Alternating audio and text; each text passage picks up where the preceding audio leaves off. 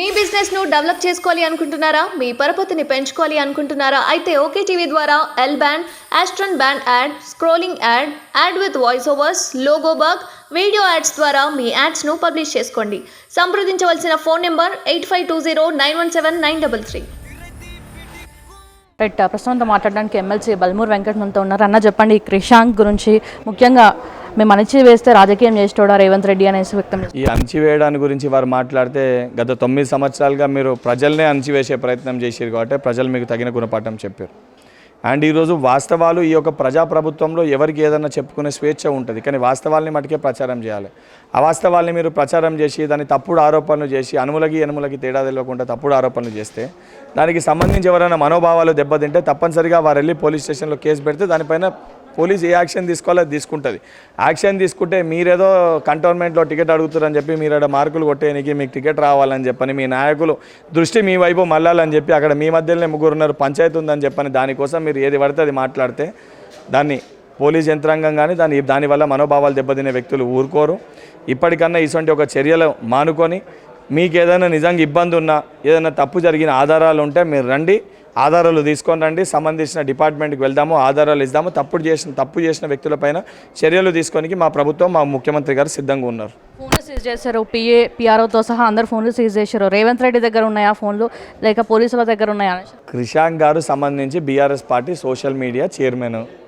అసలు ముఖ్యమంత్రి గారికి ఈ విషయం పైన వారికి కనీసం తెలుసో తెలియదో. ఈయన సోషల్ మీడియాలో ఏదో పోస్ట్ పెట్టిండు, అది కొంతమంది కాంగ్రెస్ పార్టీ కార్యకర్తలకి కొంతమంది వ్యక్తులకు అది ఇబ్బంది కలిగింది. ఇబ్బంది కలిగితే వాళ్ళపై పోలీస్ స్టేషన్లో ఈ తప్పుడు ఆరోపణలు తప్పుడు పెట్టారని చెప్పి వాళ్ళు ఏదో కంప్లైంట్ ఇచ్చారు. ఆ కంప్లైంట్ పైన సంబంధించి పోలీస్ అధికారులు యాక్షన్ తీసుకొని దానికి సంబంధించి పిలిచి ఈయన ఫోన్ సీజ్ చేసారు. ఫోన్ ఇవ్వమని చెప్పి అడిగి తీసుకోర్రు.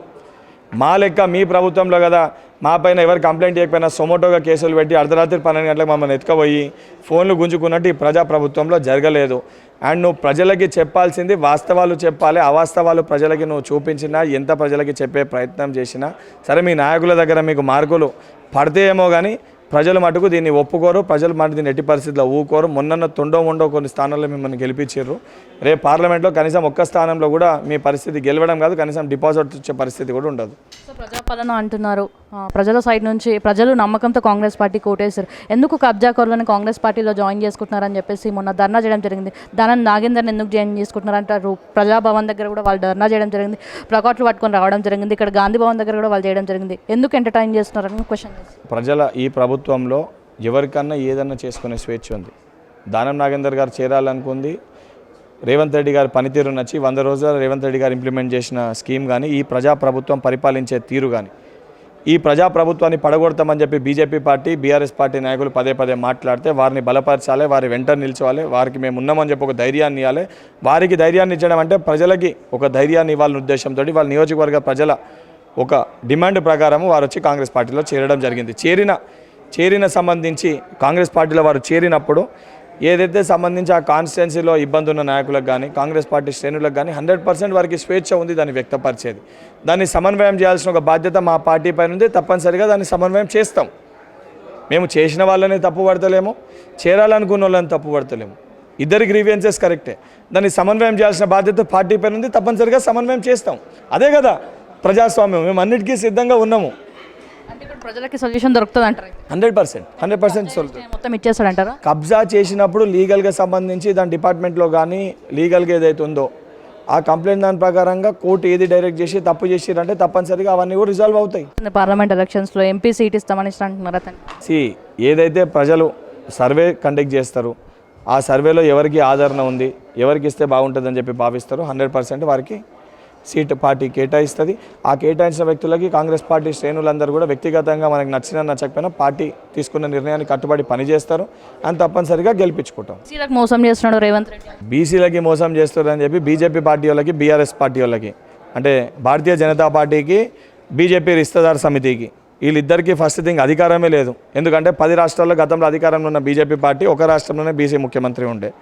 దానితో పాటు బీఆర్ఎస్ పార్టీ ఏదైతే మంత్రివర్గంలో తీసుకున్నప్పుడు మహమూద్ అలీ గారు కేసీఆర్ గారు ఒక బీసీకి చోటు కల్పించకుండా అసలు బీసీకి ఏ స్థానం కల్పించకుండా మంత్రివర్గాన్ని ఏర్పాటు చేసిన ఘనత వీళ్ళిద్దరిది. దానితో పాటు ఏదైతే గవర్నమెంట్ ఫామ్ కాగానే మొట్టమొదటి ఎమ్మెల్సీ స్థానం ఎన్ఎస్ఏ బ్యాక్గ్రౌండ్కి వెళ్ళి వచ్చిన ఒక బీసీ బిడ్డ, ఒక గౌడ బిడ్డకి, మహేష్ కుమార్ గౌడ్కి కాంగ్రెస్ రేవంత్ రెడ్డి గారు ఇవ్వడం జరిగింది. కాంగ్రెస్ పార్టీ అధిష్టానము రాష్ట్ర కేంద్ర నాయకత్వం కేటాయించడం జరిగింది ఎమ్మెల్యే కోటాలో.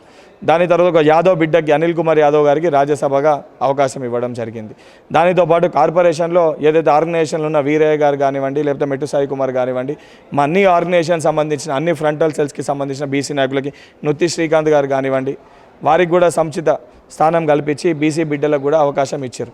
అన్ని రకాలుగా అంతటా అవకాశం ఇస్తున్నప్పుడు కూడా అండ్ దానికి సంబంధించి బీసీలకి పెద్దపీట వేస్తామని చెప్పి కార్పొరేషన్లను కూడా అన్ని వర్గాలకు అంటే సబ్ క్యాస్ట్లకు కూడా బీసీ కార్పొరేషన్లను కూడా ఆమోదించడం జరిగింది.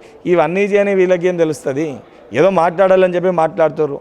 ప్రజలు బీసీ వర్గం కానీ, మహిళలు కానీ, రైతులు కానీ, విద్యార్థులు కానీ యావత్ తెలంగాణ ప్రజానీకము కాంగ్రెస్ ప్రభుత్వం వెంటుంది. ఎందుకంటే ఇది వాళ్ళు కావాలని తెచ్చుకున్న ప్రజాప్రభుత్వం. సో 6 గ్యారంటీలను ప్రజలకు తీసుకోవడం పక్కన పెట్టి అందరినీ వాళ్ళని విధంగా చేసుకోవడంలో కాన్సన్ట్రేషన్ పెడుతుంది. ఇప్పుడు 6 గ్యారంటీలను ఇంప్లిమెంట్ చేసినాక 6 గ్యారంటీలను ఇంప్లిమెంట్ చేసేది ఒకసారి సీఎం గారు, ముఖ్యమంత్రి గారు సంతకం పెట్టినాక సంబంధించిన యంత్రాంగం, సంబంధించిన డిపార్ట్మెంట్ పనిచేస్తుంది. ఆ స్కీమ్స్ని, గ్యారంటీస్ని కేసీఆర్ గారు లెక్క కదా ఏదున్నా నేనే రిబ్బన్ కట్ చేయాలి, ఈ స్కూల్ ఒక జూన్లో ఓపెన్ కావాలనంటే జూన్లో కాదు నాకు సెప్టెంబర్లో నాకు టైం దొరుకుతుంది, అప్పటి వరకు స్కూల్కి సెలవులు ప్రకటించండి అని చెప్పని. ఇది దొర పరిపాలన కాదు, ఇది ప్రజా పరిపాలన. ఏ మంత్రి ఆ మంత్రి పని చేస్తారు, ముఖ్యమంత్రి గారి పని ముఖ్యమంత్రి చేస్తారు, ఐఏఎస్ పని ఐఏఎస్ చేస్తారు, ఐపీఎస్ పని ఐపీఎస్ చేస్తారు. ఇది డిక్టేటర్షిప్ కాదు, ఇది ప్రజాస్వామ్యబద్ధంగా ఎవరి పని వారు చేస్తారు. స్కీమ్స్ ఆల్రెడీ సంబంధించిన డిపార్ట్మెంట్స్ కానీ, ఏదైతే సంబంధించిన మంత్రులు కానీ, ఆ సంబంధించిన వాళ్ళు ఆ స్కీమ్స్ని ఇంప్లిమెంట్ చేస్తారు. ముఖ్యమంత్రి గారు ముఖ్యమంత్రి స్థానంతో పాటు వారు పీసీసీ అధ్యక్ష పదవి కూడా వారు బాధ్యత వహిస్తారు. సో ఆ పీసీసీ అధ్యక్ష స్థాయిలో వారు బాధ్యతగా ఏదైతే పార్టీని బలపరచనీకి వారి యొక్క పాత్రని వారు పోషిస్తారు. అంటే గేట్లు ఓపెన్ చేసినామన్నారు వీళ్ళ కోసమేనా? ప్రజాస్వామ్యబద్ధంగా 5 సంవత్సరాలకు ఒకసారి ఎన్నికలు వస్తాయి. కాంగ్రెస్ పార్టీకి ప్రజలు మ్యాండేట్ ఇచ్చి గెలిపించారు. గెలిచిన కాంగ్రెస్ ప్రభుత్వం గెలిచిన 6 రోజులకే కూలిపోతుందని చెప్పి మాట్లాడితే అంటే ప్రజాస్వామ్యాన్ని గౌరవిస్తలేవి 2 పార్టీలు అని చెప్పి చాలా స్పష్టంగా కనబడుతుంది. సో దాన్ని ఉద్దేశించి సంబంధించి పదే పదే అని అంటే వీళ్ళు ఇట్లా మాటలు మాట్లాడుతారు. అసలు నిజంగా వీళ్ళకి తగిన గుణపాఠం చెప్పాలని వాళ్ళ సొంత పార్టీలో ఉన్న నాయకులు వీళ్ళ చర్యలు కరెక్ట్ కావు. ఎందుకంటే బీజేపీ బీఆర్ఎస్ పార్టీ 2 ఒకటే, వీళ్ళిద్దరు కుమ్మక్కారు, వీళ్ళకి తగిన గుణపాఠం చెప్పాలని చెప్పని వారు నేరుగా స్వయంగా వారి పార్టీలో చేరాలని చెప్పి వస్తే తప్పనిసరిగా దాన్ని స్వాగతించారు. వాళ్ళు రమ్మని చెప్పి జరిగారు. సంబంధించి దానికి ఏదైతే ఏ రకంగా అయితే ప్రాసెస్ జరగాలో జరుగుతుంది.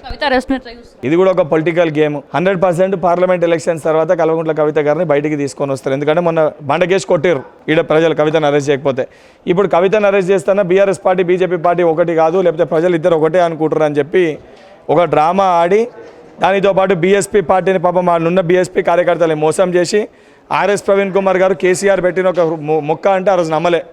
ఈరోజు ఆర్ఎస్ ప్రవీణ్ కుమార్ గారు బీఎస్ పార్టీ శ్రేణులను మోసం చేసి పోయి కేసీఆర్ గారితో చేరి ఏదైతే మా దళిత బిడ్డ ఓట్లు దానితో పాటు సంబంధించి కొన్ని మైనారిటీ ఓట్లు ఏవైతే బీఆర్ఎస్ పార్టీకి ఉన్నాయి, బీజేపీతో పొత్తు పెట్టుకుంటే వన్ సైడ్కి కాంగ్రెస్కి ప్లస్ అయితే అనే ఉద్దేశంతో బీఆర్ఎస్ పార్టీ ఇండివిజువల్గా పోటీ చేస్తూ ఇంటర్నల్ ఒప్పందంతో ఇద్దరి మధ్యలో కొట్లాట ఉందని చెప్పి చిత్రీకరించే ప్రయత్నంలో భాగంగా లిక్కర్ క్వీన్ కల్వకుంట్ల కవిత గారిని అరెస్ట్ చేసి లోపల పెట్టారు.